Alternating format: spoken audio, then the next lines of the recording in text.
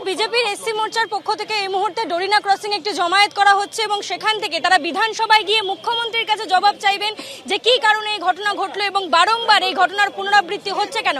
এখানে রয়েছে তমগ্র ঘোষ, তাকে জিজ্ঞেস করবো এই যে পাপের ঘোড়া লিখে এসেছেন এখানে, মূলত আজকের বিক্ষোভের কি কারণ? যেভাবে সাউথ কলকাতা ল কলেজে একটি বোনের ধর্ষণ হয়েছে, মনের মধ্যে এখনো আরজিকর কাণ্ড দগদগে ঘা হিসেবে রয়েছে। আর কত প্রাণ গেলে, ধর্ষণ হলে এই বাংলার শান্তি ফিরবে? এখানে দেখলেন নির্বাচন হয়েছে, তাতেও বোমের উল্লাসে একটি বাচ্চা মেয়ের প্রাণ গেল। আর কত? এদের পাপের ঘোড়া পূর্ণ হয়েছে। এই পাপের ঘোড়া পূর্ণ হওয়ার পর এদের এবার বিদায় নিতে হবে। আর মায়েদের, আর মেয়েদের, আর বোনেদের প্রাণ নেবেন না। এখান থেকে বিধানসভা অভিযান করবেন? আমরা বিধানসভার দিকে যাব, আমরা জিজ্ঞেস করব মুখ্যমন্ত্রী এবং পুলিশ মন্ত্রীকে জিজ্ঞেস করতে চাই, আর কতদিন, আর কত মেয়ের প্রাণ গেলে, আর কত ধর্ষণ হলে এই বাংলা শান্ত হবে? আমাদের বিশ্বাস এই রাজ্য সরকার কোনোদিন এখানে কারুর জন্য কিছু করবে না। যেভাবে অনুব্রত মণ্ডলের মতো লোকেরা পুলিশকে তো অশ্রাব্য ভাষায় গালাগালি করে, তা আপনি থানা অভিযান করতে গিয়ে আপনাদেরকে জেলে রাত কাটাতে হয়েছিল, পুলিশি বাধার সম্মুখীন হয়েছিলেন, আটক হয়েছিলেন। আজকেও তো পুলিশ দেখা যাচ্ছে ছয় লাভ এই ডোরিনা ক্রসিং। পুলিশ তো প্রতিবাদীদের আটকাতে ভীষণ ব্যস্ত।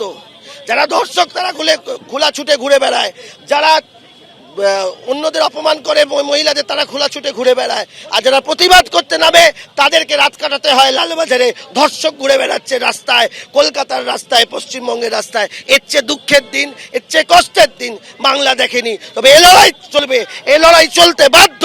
দিব্যেন্দু সিংহকে ছবিটা দেখাতে বলবো যে এই মুহূর্তে তারা ডোরিনা ক্রসিং এ ধর্মতলায় জমায়েত করছেন এবং তারই সঙ্গে মুখ্যমন্ত্রীর কাছে জবাব তলব করতে তারা যাবেন বিধানসভায় গিয়ে জবাব চাইবেন। এখানে হাতে হ্যারিকেন নিয়ে একজন দাঁড়িয়ে আছেন, হাতে হ্যারিকেন।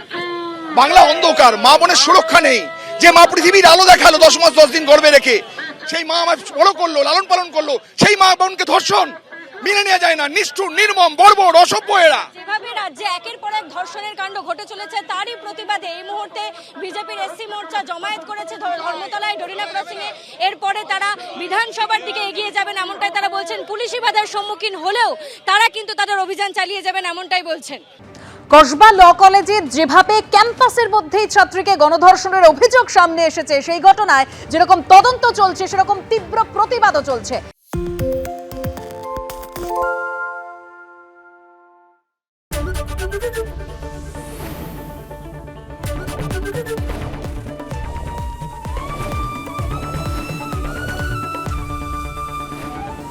এবিপি আনন্দ, এগিয়ে থাকে, এগিয়ে রাখে। বাংলা ঝামেলা চায় না, বাংলা খবর চায়। বাংলা খবর, বাংলার খবর।